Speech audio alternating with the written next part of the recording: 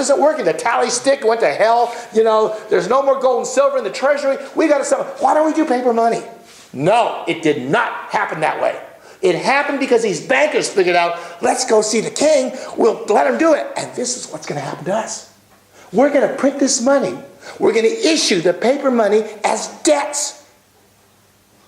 They're like coupons. It isn't money. It can pass as money, but that's all it can do. It's like a transvestite. All right? A very attractive transvestite because you can get away with it. But it isn't the real thing. It isn't money. All right? And what did they do? They also wanted to be able to print more, but not like the king. The king wanted to spend more. How do bankers make a living? Bankers make a living by giving loans. This is a great way to earn a living. You don't have to do a damn thing. Except be rather judicious in who you're giving the loan to. That's all. That's all. So who do they start with? The king. I mean, what a great way to start. We'll loan it to the king. All right? And he's going to pay us interest. All right? Because that's where the vig was. It's the mafia. Why do you think the mafia does what they do? For the income. For the vig. For the interest rate. The only difference between the mafia and the bankers is the bankers institutionalized it. The mafia was on the outside. All right? And they could charge higher rates. They just wanted to squeeze it. Well, the bankers in England were smart. They don't want to squeeze too much. They just want to keep this thing going. They want to keep this thing going. They had a goose. This was truly the golden goose. You had to pat it. If you kept this goose well-fed, groomed and everything, you could, I mean, my God, James, we don't ever have to work again. You know? We could live in those manners. You know? We could live in those manners. We can wear those wigs, drink those tea. You know? Instead of sitting on those hard benches. You know? People looking down at us. People looked down at bankers before 1694. After 1694, they looked up to them. Why? These guys were the fount of money.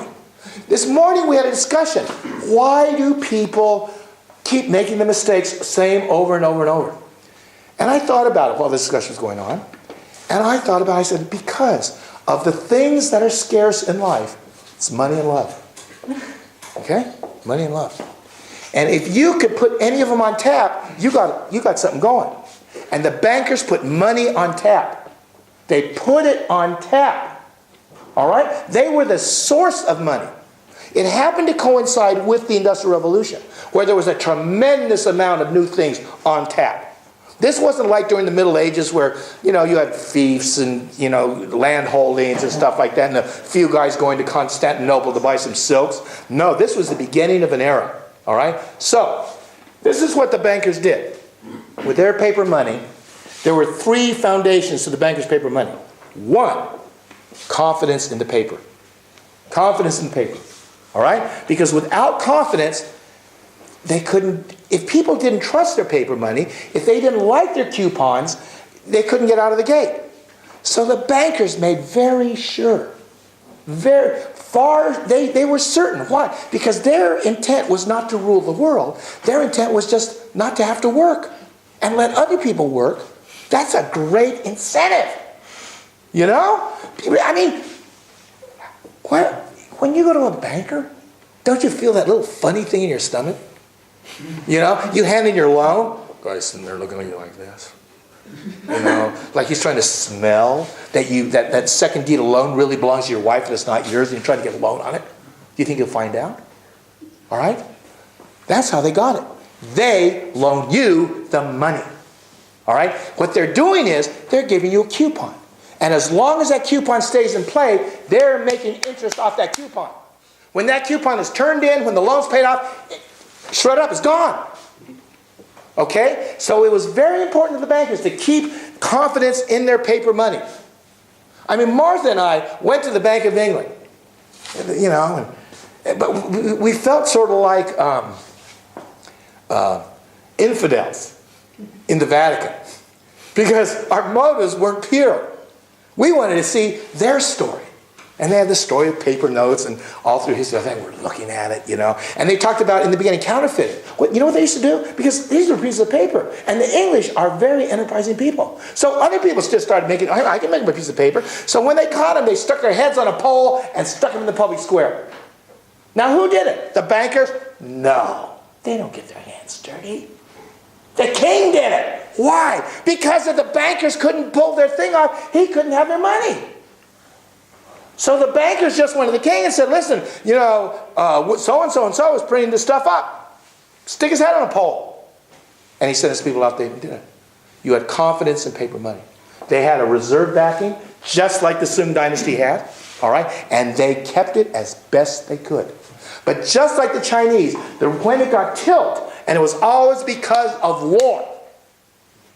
It was always because of war, all right? When expenses ran out, they always went back and they were strained. But the British kept that confidence in paper money for a long, long time. That was the first thing they had to do. The second thing that the bankers had to do was keep the balance of credit and debt in system. We were talking about business cycles this morning, all right? There's a clue to the answer. And it comes from the fact that business cycles never appeared before 1694. There's no mention of business cycles through in the Middle Ages. The closest thing you have is 7 lean years, 7 fat years in the Bible. All right? There's no expansion, bust, contraction. No boom and bust. No boom and bust. They put credit into the system.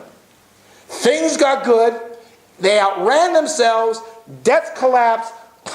Run out, and it would start over and over again. This is why the Americans really didn't want, Thomas Jefferson didn't want a central bank in America. He figured it was a plot. He figured it was a plot for the bankers to end up with everything. He figured that these boom and bust cycles were manipulated by bankers to take everything off the table that everybody owned. Now, I don't have a high opinion of bankers, but I don't necessarily have a low opinion of either. I know what they're about. All they wanted was the interest. They don't want to run everything. They just want that steady income so they don't have to work. All right? So they didn't go in there and flood it out so all of a sudden all you guys are kicked out of your houses and bankers own everything. That was just an unintended bad consequence of too much credit in the system, leading to defaulting debt, and the bankers ended up with everything. Because they weren't going to give you the money unless they had some collateral. All right? The king, it was cool. All right? Everybody else, it was this way. It was and it didn't get into loaning money on houses until the Great Depression, when their system broke down and they had to find a new way of repriming the pump. All right? Borrowing short to lend long, that's housing. And that's why it was the last thing that they went to. All right? So this is what it is. You had this very tenuous connection between credit and debt. It was a balance. And the bankers had to be intuitive about it. All right? The central banks had to sit there and sort of feel their way into it. Are we letting too much out? Should we pull back here? There wasn't any formulary. They were not only making up as they went along, but they knew that there was a connection between booms and busts. They didn't want the bust. So they would let it out for long and then try and pull back. But it was very hard to determine. I mean, we were talking today. Why can't we learn? Well, the industry that has the highest rate of foreclosure is construction. I mean, these people, what is 92% failure rate, bankruptcy rate?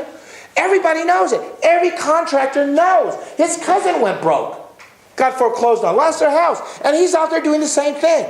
The banker who's loaning the money knows there's a 92% foreclosure rate. So he's loaning it out trying to be judicious, okay? The construction guy just wants to make a buck. He thinks there's an opportunity. So it's up to the banker to give either the loan or not. But when things are going, they're giving that money to everybody because that's one of the things about booms and busts. You can't tell until it's too late that you went too far. It's like getting AIDS. All right? That's the deal. So you have one, confidence in paper money, one of the pillars. The second thing was maintain that balance that you really don't understand. There's no formula between issuance of credit and the amount of debt that happens. Debt. What a wonderful thing. Now, what is debt? Well, it's many things to many people. To the debtor, it's an obligation. To the banker, it's a stream of income. All right? To the debtor, it's an obligation. To the banker, it's a stream of income. The banker doesn't want you to default. He wants you to be able to keep that income stream going. It's in his best interest to have you healthy, prosperous, and working so he doesn't have to. All right? But debt is always the consequence of credit. This coupon is a carrier of debt. It's offered to the users as credit. In truth, it is a carrier of debt. Bankers are merchants of debt, and that's how they make their money. But in a world where love and money are not in abundance, if you are source of either one, you pretty much got the game. And that's what the bankers pulled off in the West. Nobody had ever done it before. Before the bankers came along, interest was basically prohibited by every religion. All right? And after it, all of a sudden, the guys who lived by charging people interest, who lived by it, they're wearing bespoke. So bespoke. I would assume that bespoke was a term popularized by bankers. I mean, these were the people who rose up. Why did they raise up? How did these people rise up? Because the government paid off their debts by going to war. The corporations paid off their debt by paying off borrowed money to expand their enterprise. And they really weren't giving it to mom and pop businesses. They weren't giving it to you to buy a house. All right? You guys were way too unstable. They kept it with government, that was number one, and business second. All right? So you've got confidence in public money, number one. 2, the balance between credit and debt. And 3, they had to constantly grow the economy. Why? When you see these politicians saying, we're going to grow our way out of this problem. You know, we're going to grow our way out. Why? The devil's whip in capitalism. Because capitalism is another word for modern banking. After communism, capitalism became synonymous with free markets. Synonymous. But they're not free. When the only chip you can play with in that market is issued by a bank, let me assure you that market is anything but free. When the only means of entry to the game of commerce is a chip, is a coupon issued by a bank, that game is anything but free. It's not manipulated by the heavy hand of the government. You know, some well-meaning guy is going, you know, to each, you know, the hardest worker, you know, let's split it up this way, you know, let's make all wages equal. Oh, what a bunch of crap. I mean, Judith knows about that. Poor lady had to live like that. You know? I mean, she grew up into communism. All right? This was bogus. Communism was capitalism's best PR. Because next to communism, capitalism appeared free, and they were. They wanted free markets. Why wouldn't they? If everybody could go for it, if everybody could work for it, they were going to make money off the interest. They didn't care. They wanted freedom. But they wanted you to play with their money. They wanted their coupons, their money, to be the only means of entry to the arena. And they issued that money to their friends, to the powerful. That's how capitalism works. We didn't end up in 2012 with the term 1% having an extraordinary amount of meaning that it never had before. Now the bankers didn't say, you know, at the end of this, we're going to be the 1%. The bankers started out with a modest goal. Let's just loan as much as we can and live off the interest so we don't have to work. All right? But this thing was so phenomenally successful, it took over the world. Why did they take over the world? One, the King of England could fight his wars on credit. Okay? He could go knock over country after country after country on credit, and as long as they took him over, they sucked that country's wealth out so the English could live like lords. They called each other lords. You know, poofy hair, you know, and walked around like this, snuff stuff, you know, and thought they were better than everybody else. They weren't better, but they had a lot more money. All right? That's what they did. And they had to keep that thing going, though. This is the third thing I want to talk about. That credit turns into debt. And when it turns into debt at a constantly compounding rate. The extraordinary thing, and the difference between a banker and us is, when we go to sleep at night and we have a loan, you wake up owing more money than you did when you went to sleep at 10. That's extraordinary. What did you do? Nothing. You went to sleep. All right? I mean, you had some dreams, you know, whatever. And you wake up in the morning, and if you check your asset-based balance sheet, holy shit, I owe more money than I went to sleep. All right? But we don't, because it's normal. Now the bankers, when he goes to sleep, he wakes up richer. What did he do? He went to sleep, just like you did. But he wakes up the richer, and you wake up the poor. It's a wonderful game they figured out. Marx was wrong. He saw there was inequity in the system. He thought, this is so, he, you know, made a hero out of the working man. These guys are going to rise up and, you know, and throw over capitalism. It didn't happen that way at all. It didn't happen that way at all. What happened was, capitalism failed. England could not digest or eat two of the largest countries on the planet. Feudal-based agrarian economies, Russia and China.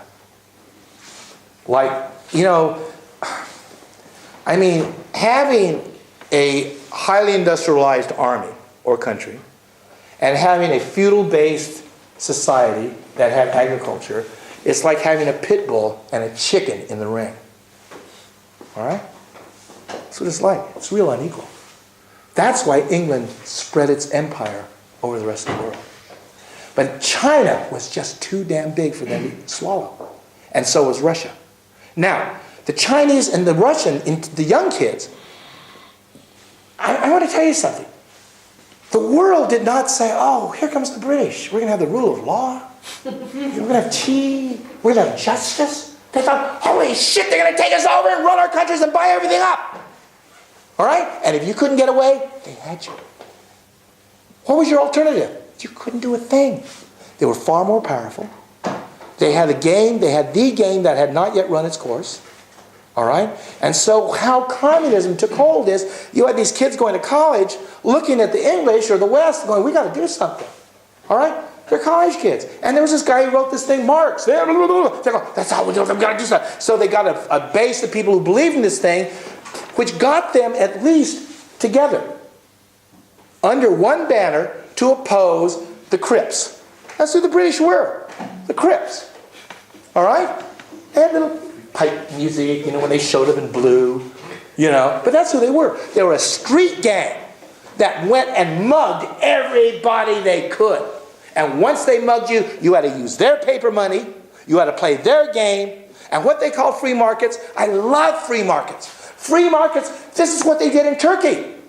The Turks said, we don't want to play the game. Bought into the British Navy, boom, Turks, we now have free trade. All right? They went to China. All right? And this is where England was really weak. The English had developed certain tastes, and they had the money to pay for it. History is destiny. They loved tea, they loved porcelains, and they loved silk.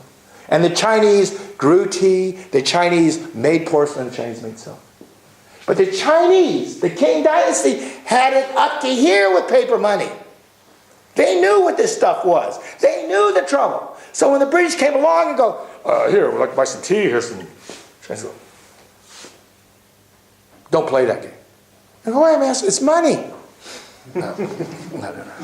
Hey, everybody else uses it. What do you want? Silver. Silver? Shit, what are we doing? So they got him some silver. And then they had to get him more silver. And then they had to give him more silver. And this is where you had this huge flow of silver from the west to the east.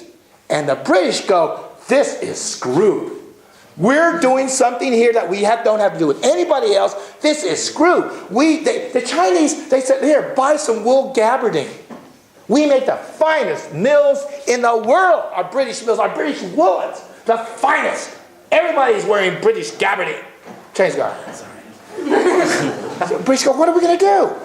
And some guy goes, you know what the Chinese like? It's opium. And we can get it out of India, who we own. And if we could get the Chinese to buy opium from us, we don't have to give them that silver anymore. This is balance of trade. This is balance of trade. And the Chinese go, nah, we don't like opium either. All right? So they fought 2 wars. Rammed it down the Chinese throat. The Qing dynasty, on its knees, gave it up. British finally had their balance of trade. All right? Now, this is what happened. That was in the middle of the 19th century, 1850. There's 2 opium wars fought. Why do capitalist-based economies have to keep expanding? Because constantly compounding debt has to be paid off. If that economy stops expanding, you cannot pay off constantly compounding debt. You have to expand. Ad infinitum. Ad infinitum. All right? So how did the British do it? Well, for one thing, they took over half the world. And they started from a small base. It wasn't like China having to expand. I mean, my God, what if China had to expand? That's a lot of work. All right? But England had this dinky little island, and they just kept getting bigger and bigger and bigger. Expansion was wonderful. And they fueled the Industrial Revolution. All that stuff paid off. It paid off, it paid off, it paid off. Plus, they had all these countries they sold into. The economy expanded. It was a banker's paradise. And then the empire quit expanding. It was like all of a sudden you're running it. And you can't go any further. All right? 1870, British balance of trade went negative.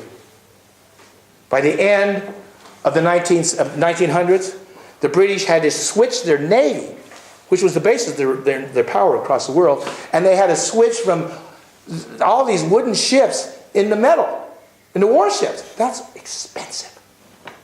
This basically tubed the British. By the end of the 19th century, the Brits were in trouble. They weren't in trouble per se, but they had stopped growing. Now, the bankers, these were really smart people. They understood, 1, you had to keep public confidence in paper money.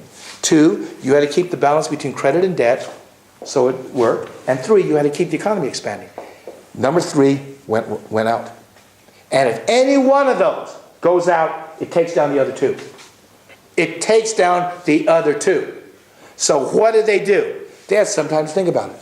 And what they decided to do was go to America. They went to America, 1913, put the Federal Reserve Bank in, a carbon copy of the Bank of America, and they thought, man, we got a new lease on life. The difference is this. I had a conversation with Sandy about this yesterday. The British, as he knows, are very, very restrained people. I mean, they're very restrained. They're not out there. They're not, they're just very restrained. No one has ever said that about the Americans. No one. All right? So all of a sudden, into their lap lands this goose. This goose that the British had nurtured. The British had gleaned it. They had pampered it. They powdered it. They washed it off. They fed it as well as they could. And that goose was wonderful goose. Ends up in America, and the Americans go, man, we ought to eat that motherfucking thing. Look how fat it is. They had no respect for that goose. But they knew what the goose could do. What happened is, between 1915 and 1920, they expanded the money supply so much that it set in motion the Roaring Twenties. The stock market went off to the thing. 1929, it collapsed. It collapsed so hard, it put the world into a massive deflationary collapse. 1913, 1923, 1933. the depth of the Great Depression. In 20 years. Who said Americans can't do something? 20 years. The British had kept this thing going. You know, they had forgotten how to work. And in 20 years, the Americans blew the damn thing up. Feathers all over the place. All right? My God, what do we do? What do we do? Well, one thing they did that year, 1933, they made it illegal for Americans to own gold. Why? Because it was so bad, it was so screwed up, that they were forced to do something that the British had never, ever done before or were forced to. And the reason why they made it illegal for Americans to own gold is that in times of monetary distress, I don't care whether you're in China, I don't care whether you're in India, I don't care where you are, Africa, you're going to go into gold and silver. Just the safety. You don't care about growth anymore. You want something liquid, marketability, salability. You don't care about anything else, all right? But when you take those assets, when you take those chips off the table in the banker system, the leverage disappears. They set it up that for every coupon in the system, it sets more in motion.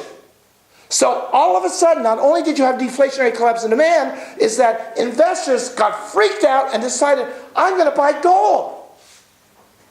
I mean, the banks are going broke. I better save my money. So Roosevelt, advised by Bernard Baruch. This is a wonderful man, what he did. You know, people talk about the confiscation of gold by the government, and it did happen. All right? But there was a loophole. Private ownership of gold in America was made illegal. But if you had your gold in Europe, that was a loophole. As right before that legislation got passed, tremendous amounts of gold were leaving New York for Europe. Tremendous amounts of gold. All right? The purpose was to keep Americans from going into gold, taking their money off the table, making the deleveraging of the system even more severe, because not only would you have deflationary collapse in demand, you had a deleverage of paper money itself, and it would really sink everything. The bankers were really in trouble in the 1930s. So what did they come up with? Well, you know, home ownership. What do you think of home ownership? All right? Well, people don't trust banks either. Oh, man. FDIC. You know, put a sticker there. FDIC. Your money's insured. You know, they came up with a lot of things. They did a lot of things in the 1930s to try and get that goose up again. That goose had his legs up in the air. You know, I mean, he hadn't died yet, but he was not moving. All right? And my God, it wasn't over yet. Hitler saved the system. Hitler! It wasn't Ben Bernanke, some clone back there who figured out how to expand the money supply. Hitler came along. He screwed up the game so bad that all the debts got wiped out. The West went to war. Demand got set in motion again. And it started going. And when they finally took out Hitler, that moribund economic machine that had stopped expanding, its heart was still beating. Not a lot, but it had a pulse. All right? And it didn't have a pulse in 1937, 38, 39. It had a pulse in 45, 46, and 47. And not only did it have a pulse, the United States had the largest holder of gold in the world. 21,775 tons of monetary gold. No country in the world had that much gold. That gold, with that pulse, allowed the United States to start that machine again. And it took off. But who was in charge? The Americans. Those people with no restraint. And what they did, the boys in power, they loved the idea of being in power. They already were the world's dominant country. Everybody else in tatters. They owned the world.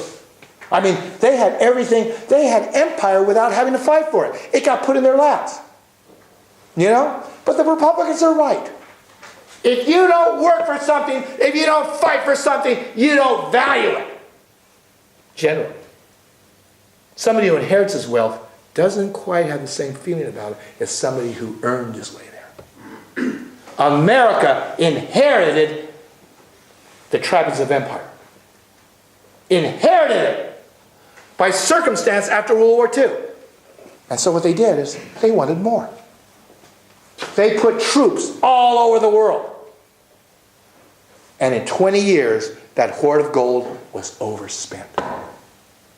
Not only did they overspend the 21,775 tons, they owed far more when they finally shut the gold window after the British came in and gave them a $3 billion bill. They owed far more.